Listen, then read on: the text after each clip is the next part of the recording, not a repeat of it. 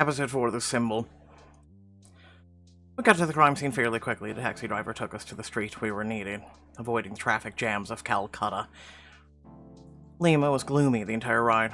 I didn't want to bother her with my questions, so I just sat there staring out the window in silence. I had a lot of thoughts running through my head, as usual.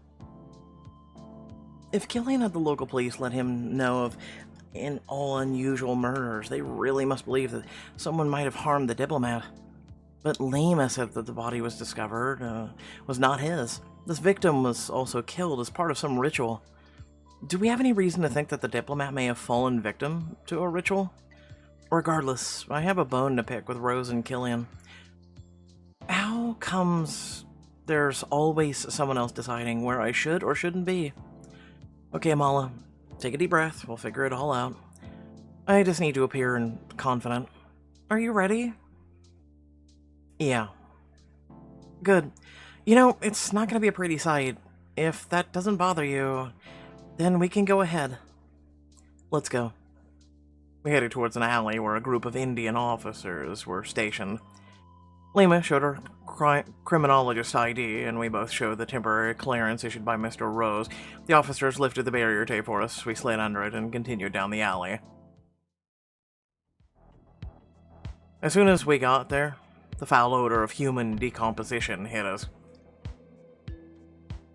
I winced, but tried not to show my disgust. The smell is strong here, but not strong enough. Not strong enough?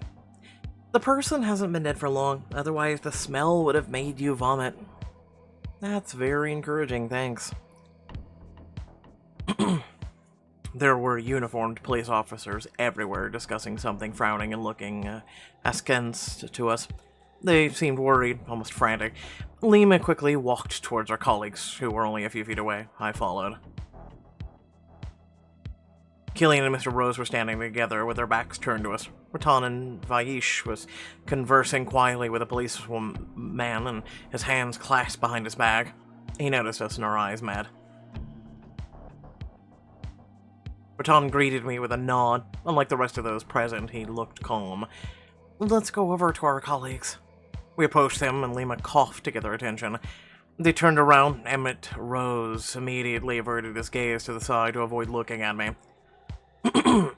Miss Khan, Miss Berg, you're here. Despite everything? Killian's smoky gray eyes met mine. Amala, Captain Lightwood.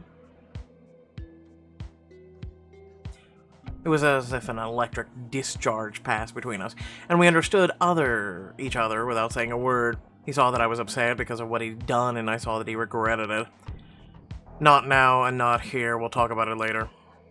Killian could see that I wanted to express my frustration. Make a scene? No. Agree. I lifted my chin proudly, a neutral expression on my face. Fine, whatever you say. In any case, bringing it up here would be inappropriate. We should get to work.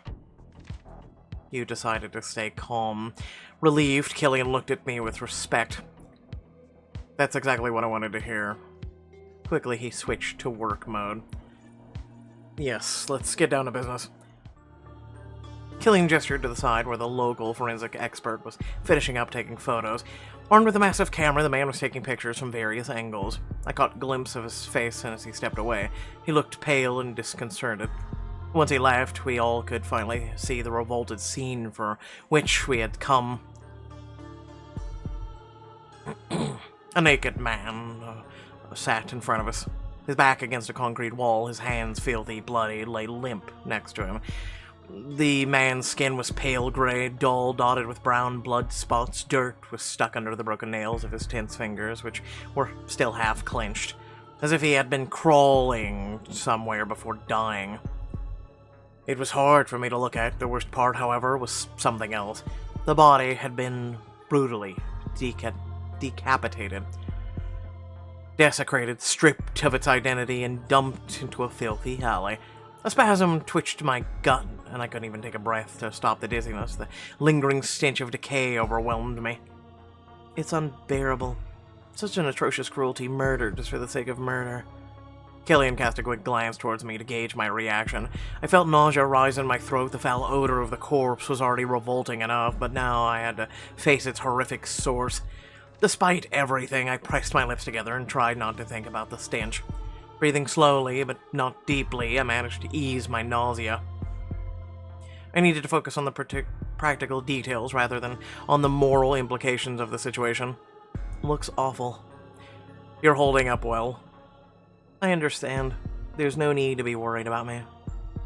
I guess I underestimated your resilience.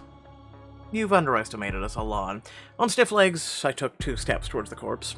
Everything inside me was frozen in fear and disgust, yet I tried to psych myself up. After what happened yesterday, my colleagues already thought I was unwell. I was slowly getting more involved in the investigation, and I didn't want to be taken off the team. Okay, take a breath. And take a better look at this. Are you sure? Yes, I'm fine. It looks unpleasant, but I can handle it. It's fine, Amala. Even professionals find it hard to look at something like this. Getting over my fear, I glanced at the unlucky man's body. There seems to be some interesting details.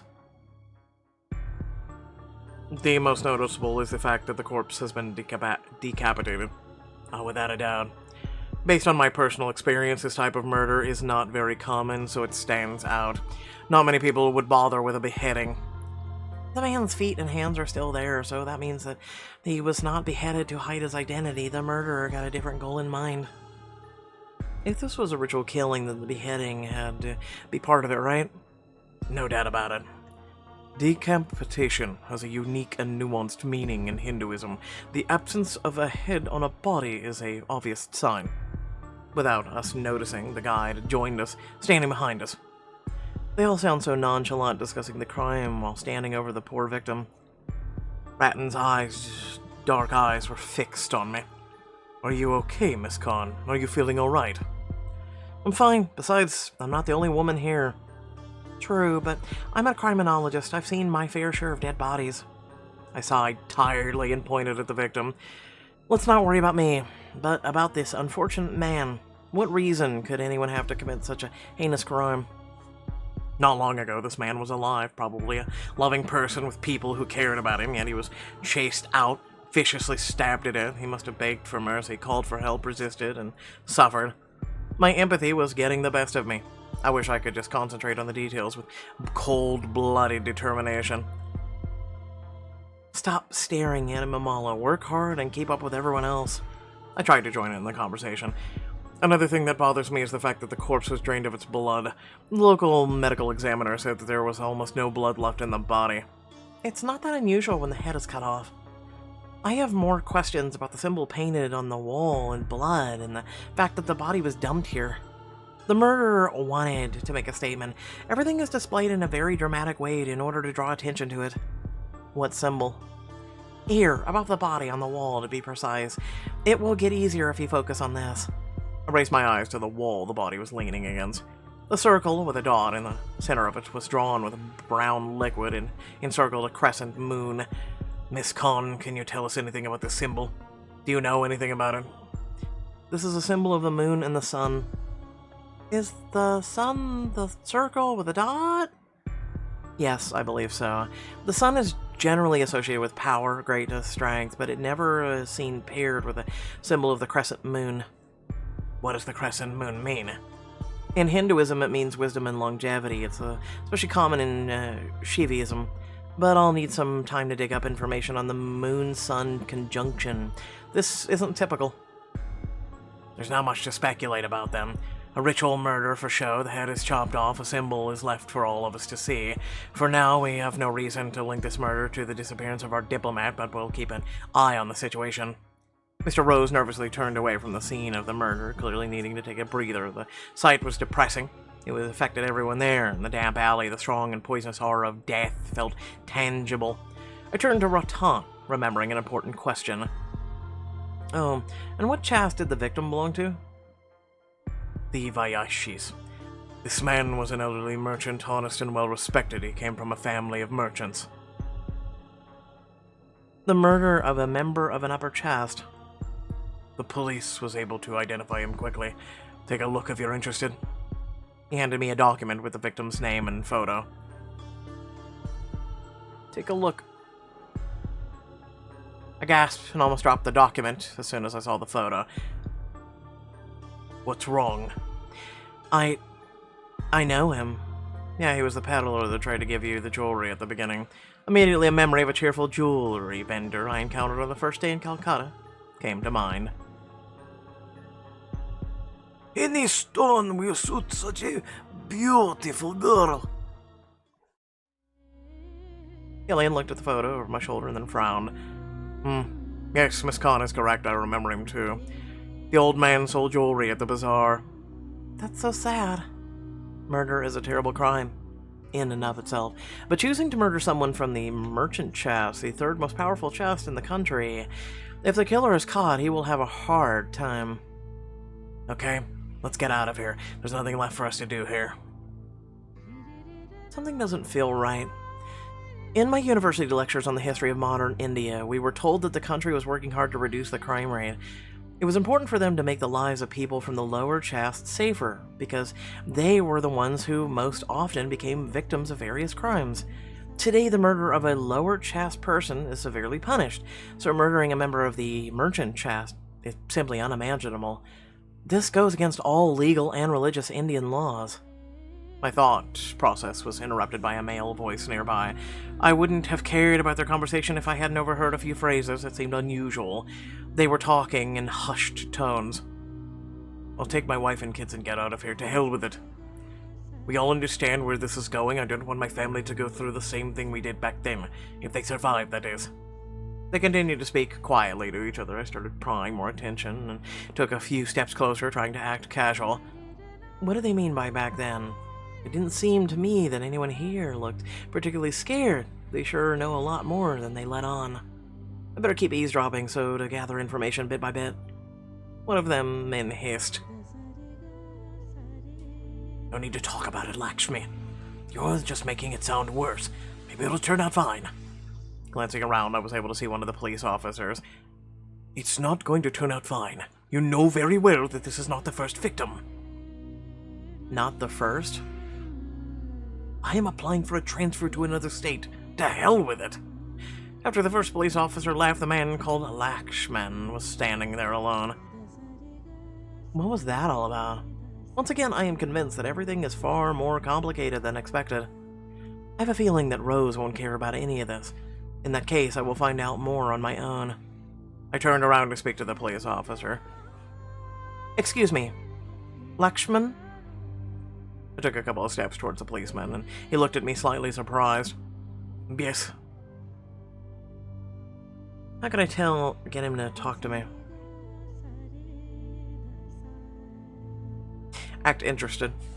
I overheard your conversation with the other officer. My name is Amala. I'm part of a task force from the British Embassy. I have to be honest, I'd be very interested to hear what you think about this murder. The locals don't say much, and any information could be valuable. Why do you care about what happened here?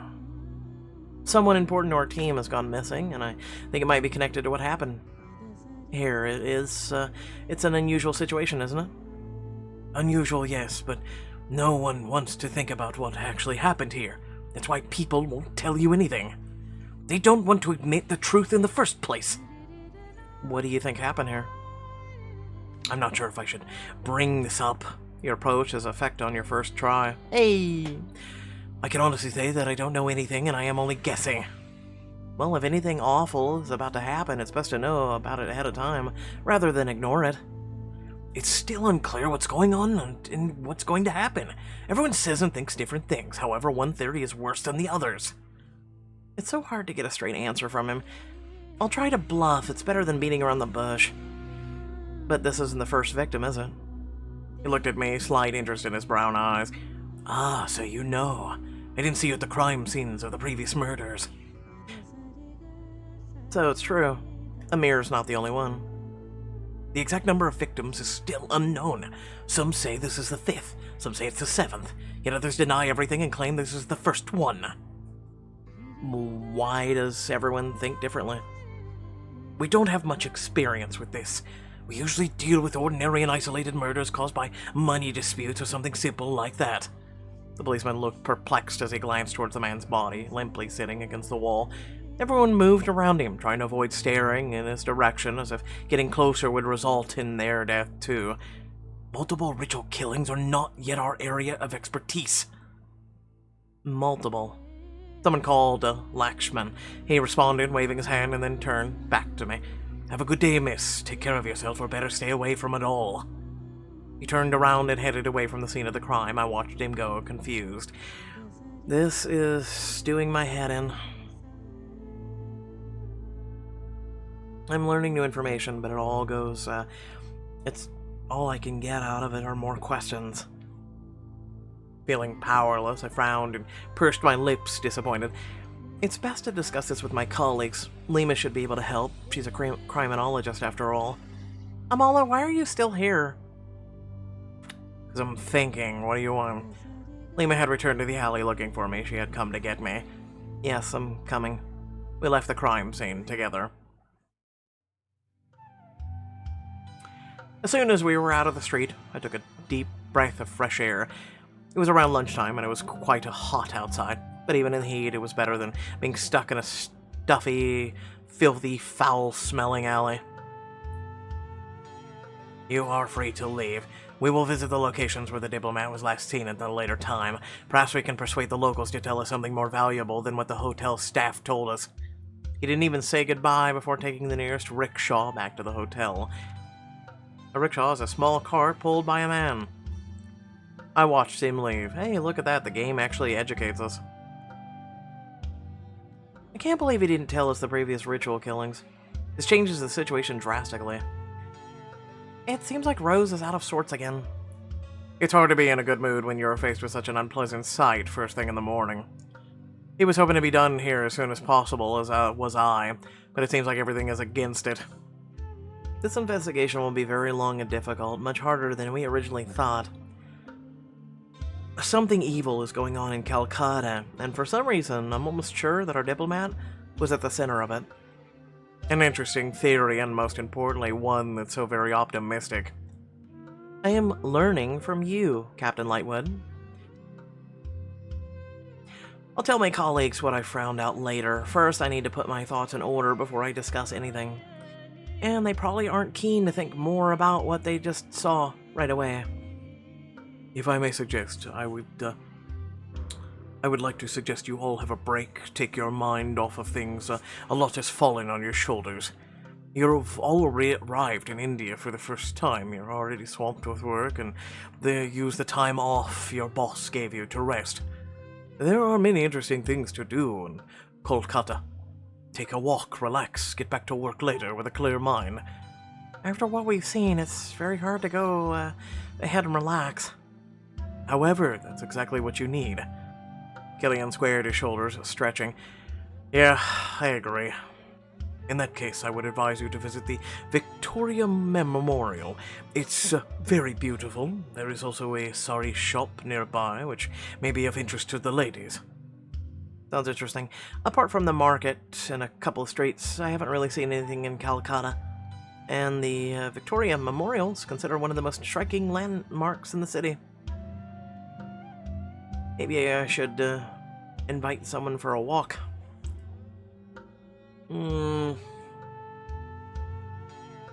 Take a walk alone. Killian, Lima, Raton. I don't really know.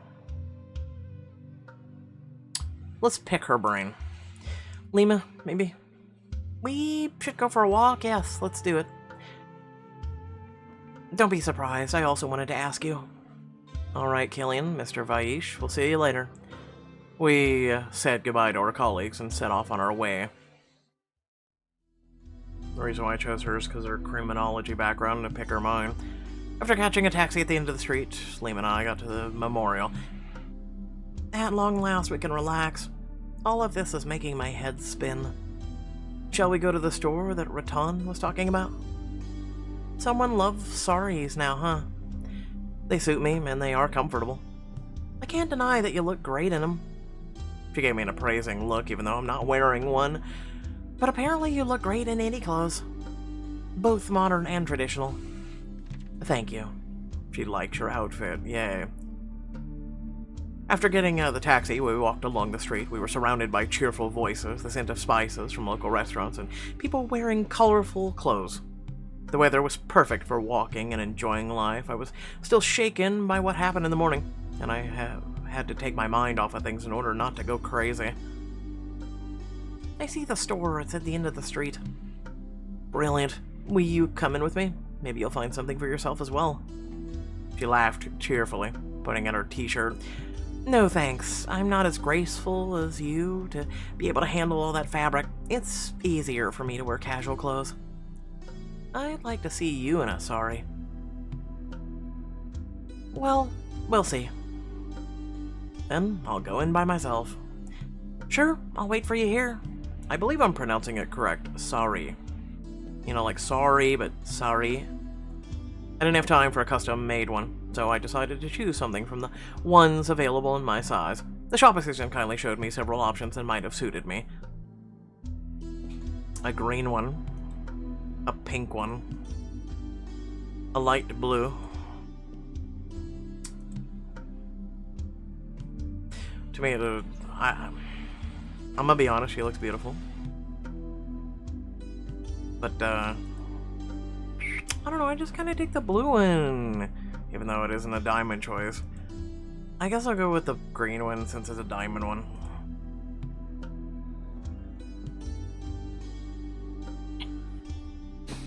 The green one is so elegant. The color has always looked good on me. I'll take this one. I paid and left the store. I really enjoyed wearing them. They made me feel especially beautiful, and they were comfortable. Lima met me on the street, her lips curved into a smile, her eyes sparkled when she saw me in the new one. So beautiful. One day you'll wear one too. Don't tease me. Are we going to see the memorial? Yes, I want to see something else besides a couple of streets and a dirty alley. I can invite you to our hotel. Our rooms are nice and the restaurant is excellent. Do they serve European cuisine? At the Kahans, there's only Indian food. Aren't you Indian by birth? Because that makes you want to enjoy the food every day.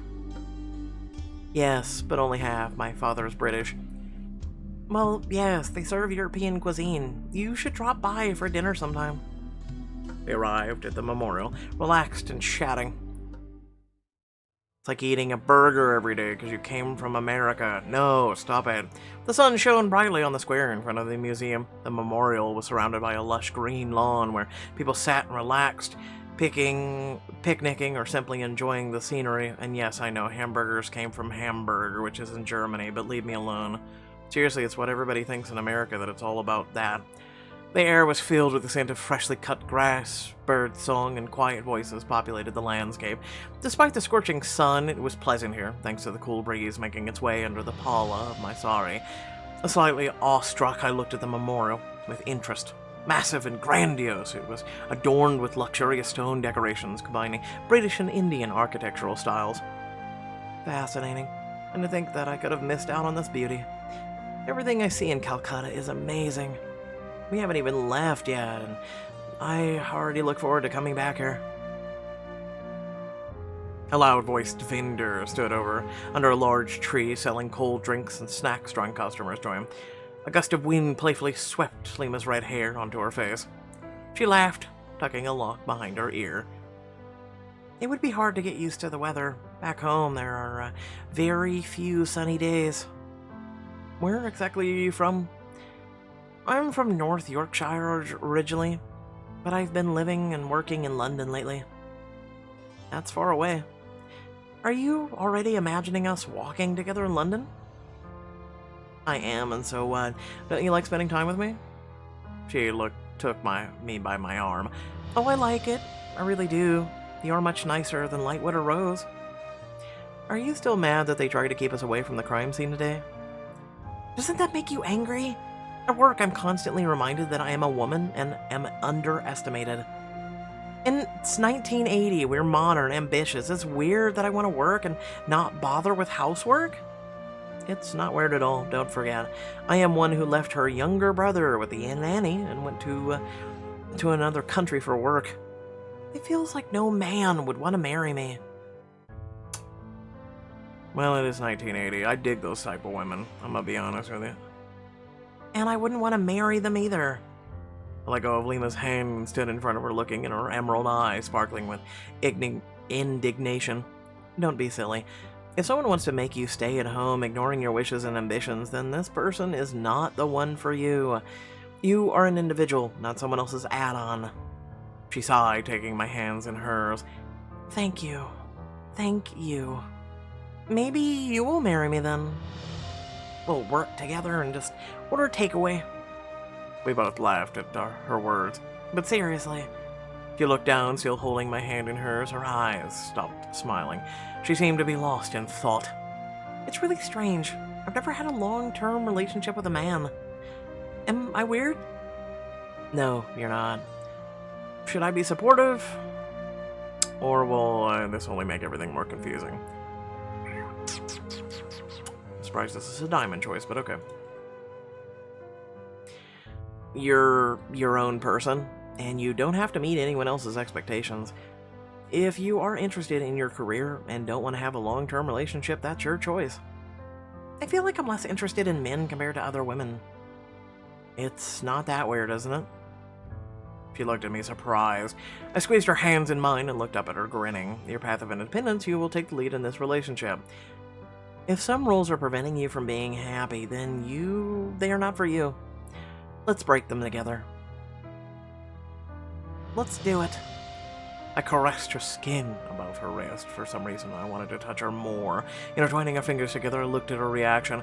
She noticed it, but did not move away, as if she was enjoying our touch. Her gaze became unfocused and attentive. Thank you for your support. Sometimes I need a reminder that I am doing everything right and I don't have to live up to anything. Then I'll be a reminder. Her foxy green eyes sparkled. That's for sure. You're a good reminder. I wish I was brave enough to talk about my fears like that. Well, I'm not telling just anyone about this. I'm telling you. I had a feeling that you'd support me and wouldn't judge me. I looked at her intertwined fingers. We were lost in the feeling that we were the only ones there, but in fact we were standing in the middle of the lawn of the Victoria Memorial and people everywhere and around us, some even looking in our direction. She suddenly let go of my hands and quickly took a step back. She seemed confused. She looked around, trying to appear more confident. What's the matter with her? She grinned, defiantly ignoring all the looks we attracted. Nothing better than discussing all of your personal problems right here in the middle of a crowded place, right? Yeah. What a sudden change of mood. It's almost as if she got scared because of our conversation. Well, it is 1980. Lima shifted her weight from foot to foot, avoiding my gaze, and then she said, It's pretty hot here. We should cool off. Let's go to that vendor over there and buy some lemonade. Yeah, let's hurry up. The top of my head is practically baking. We quickly headed towards a massive tree. After this, let's finish our walk. I really want to have a cold shower and get some sleep. Agreed. We talked for a while longer, drank lemonade, and laughed. When I got home, I was surprised to find it empty. No one was there, despite the door being courteously left open. Presumably for me. I called out for Santa, Miss Cajon, several times, but no one responded. Oh well, seems like I have the house all to myself. I decided to call Killian and tell him I was home. I wanted to continue our morning conversation and find out why he decided not to let me know about the crime scene. After dialing the number of the hotel and asking for Killian Lightwood, I waited for him to answer. Miss Khan. Good evening, Killian. I'm calling to let you know that I'm home. Thanks for letting me know. Is there anything else you'd like to talk about? No. This is where a guy is supposed to read your mind. I knew you weren't gonna let it go. Let's get this over with. You're being disrespectful. Why do you think you have the right to decide what to keep from me and what to let me in on? I thought we already discussed this. I'm part of the team. Look, I respect you. I only wanted to spare you because you don't see mutilated bodies every day. I don't, but that doesn't mean that I will immediately faint at the sight of something like that. I understand why you got annoyed. I just don't like the fact that you're ready to get yourself into an unpleasant situation when you don't need to. I'm free to make my own decisions. I get it. I'll no longer be overprotective. You handled yourself rather well this morning. I shouldn't have worried about you. Thank you. Let's not argue and complicate things. Yes, it's... getting along is better, isn't it? Definitely better. Once again, I apologize. Forget it. Good night. Good night, Amala. Killian hung up. I sighed heavily in the tension, finally leaving me. Okay, that's sorted. Now there are more important things to do.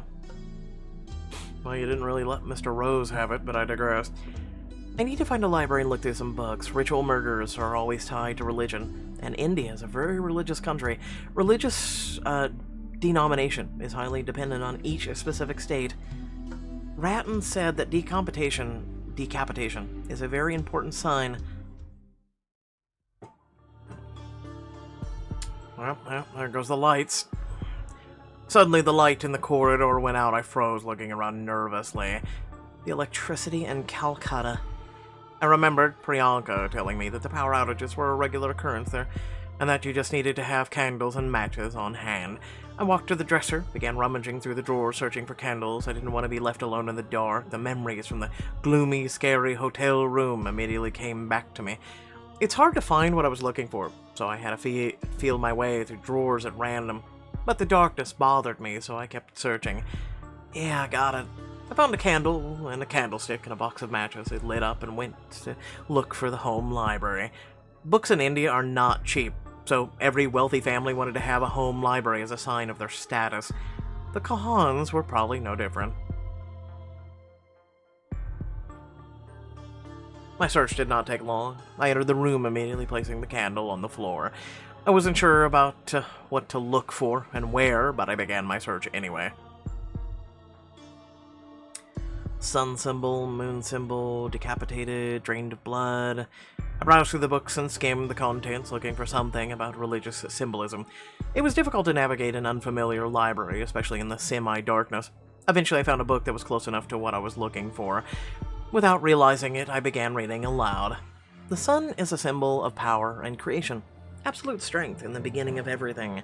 The crescent moon is a symbol of immortality, wisdom, mind control. I already knew that. I didn't. Mind control? What? The symbol at the crime scene linked them together. The crescent moon was swallowing up the sun. I haven't seen this anywhere else before. I put the book aside and began to ponder.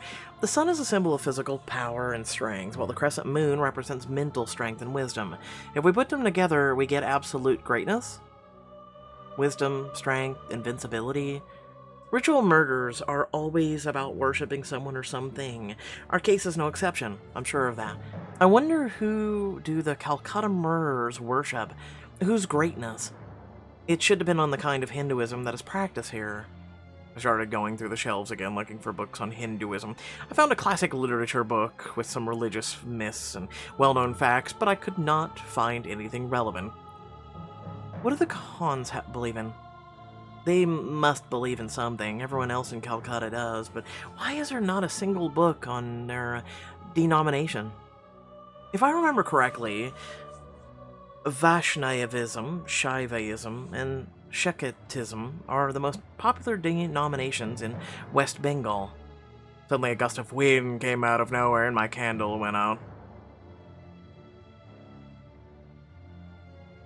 The floorboards creaked behind my back. I was not alone. Curse you for ending so shortly. So, we got 5 in independence, 4 in loyalty, 3 in respect now, which is good. 0 in goddess, 0 in kindness. Let's get those diamonds, shall we? Alright, so without further ado, thanks for watching. Please remember to like, share, and subscribe. Head down the description, plenty of things to check out there. That being said, let me know your thoughts down in the comments section below. Again, trying to do this during the Diamond Rush, along with all the choices, streams, and everything else that's going on. Again, I'm going to try and get all this stuff out to you ASAP. But once again, thanks for watching. Catch you all later. Peace out.